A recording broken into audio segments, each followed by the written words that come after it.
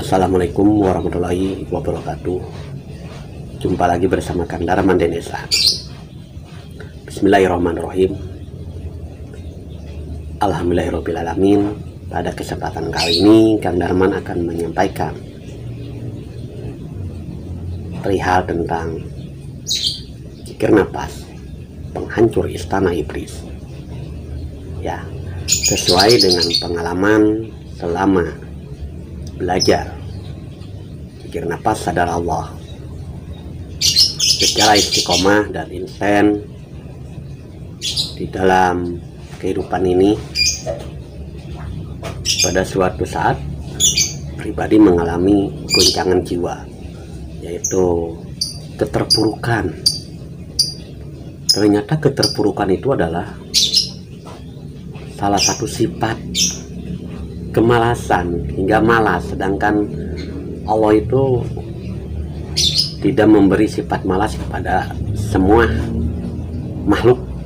Nah, semua makhluk ciptaannya, ya. Dan kenapa saya menyampaikan zikir nafas penghancur istana iblis, ya? Karena di dalam hati kita ini berbagai macam sifat.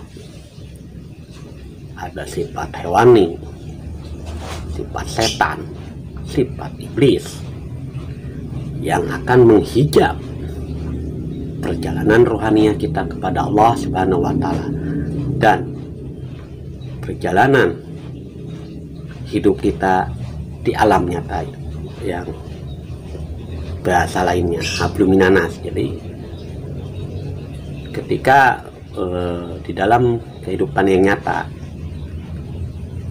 kalau hati kita masih terkungkung oleh ego, yaitu sifat iblis, maka di dalam kehidupan sehari-hari itu kita enggan bergaul, kadang enggan ngobrol atau bercerita. Itu kan suatu ego, keegoan diri yang muncul. Maka dengan mengamalkan zikir nafas sadar Allah ini, insya Allah istana iblis itu akan dihancur leburkan oleh Allah Subhanahu wa Ta'ala dengan mengamalkan zikir nafas ini. Nah, dan pribadi sempat mengalami yang namanya sombong lah, karena pribadi itu pernah belajar kajian Marifatullah di salah satu pondok pesantren, sehingga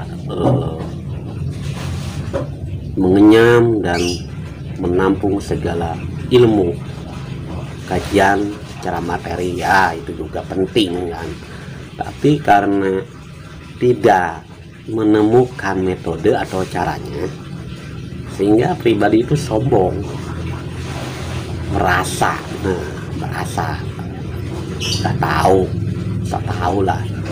Jika orang sholat tunggang-tungging, apa yang disolatinnya, apa yang disembahnya, sedangkan dalam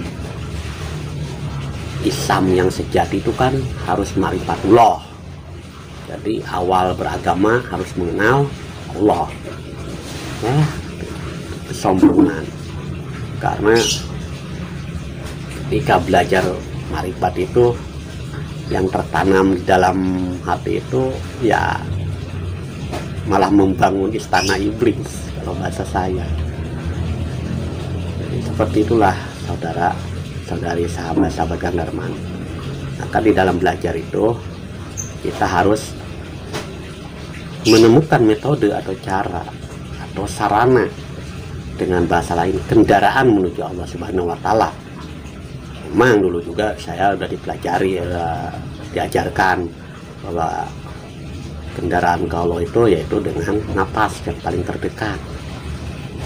Tapi kan secara detail, secara insennya itu kita harus menemukan pembimbingnya lagi, karena salah satu pembimbing itu ada yang dikasih hak untuk mengajarkan dan ada yang tidak dikasih hak untuk mengajarkan, atau dengan bahasa lain mursyid.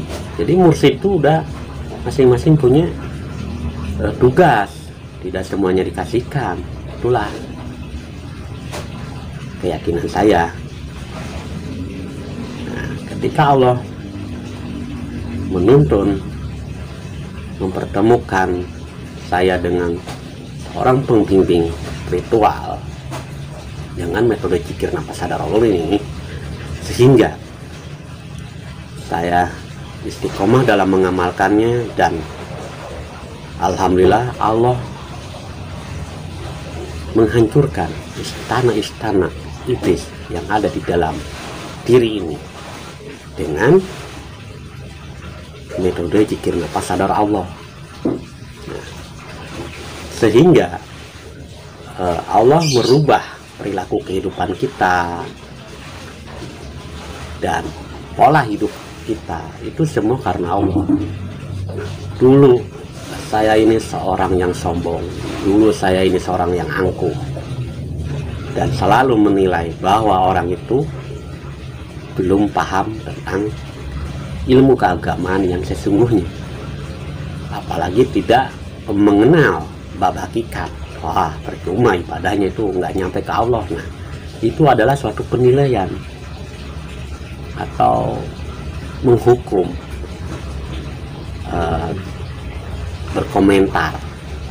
Setelah saya mengamalkan zikir nafas sadar Allah ini, ternyata semuanya itu kesombongan waktu lalu saya. Tapi ketika sudah mengamalkan, sudah mempelajarinya, sudah melakoninya, mengalaminya sendiri, ternyata Allah mengajari tidak boleh menilai, tidak boleh menghukumi, karena di sebalik itu adalah perbuatan Allah juga.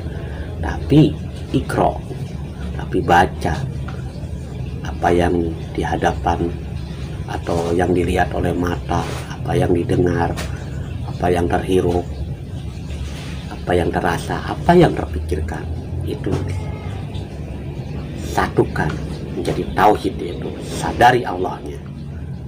Nah, maka metode zikir nafas sadar Allah inilah sarana dan metode yang menghantarkan kita ke perilaku yang lebih baik dari sebelumnya. Maka dengan belajar secara istiqomah dan terus melakoninya dan terus mempraktekkannya di dalam kehidupan sehari-hari, insya Allah Allah akan merubah semua perilaku, kebiasaan-kebiasaan kita, asal kita istiqomah dan yakin kepada Allah Subhanahu wa Ta'ala, serta lurus kepada Allah dalam mengamalkan zikir nafas sadar Allah ini maupun zikir-zikir yang lainnya. Yang penting lurus kepada Allah, jangan ada niat apapun, apalagi pingin sakti, pingin berwibawa, pingin pintar, pingin cerdas. Bukan suatu ukuran dan bukan suatu tujuan, tapi tujuan kita semua adalah Allah Subhanahu wa Ta'ala dengan sarana zikir nafas sadar Allah. Cukup sekian apa yang saya sampaikan saat ini, semoga bermanfaat bagi diri pribadi dan bermanfaat pula bagi sahabat-sahabat sesama jamaah zikir nafas sadar Allah dimanapun berada. Saya akhiri, assalamualaikum warahmatullahi wabarakatuh.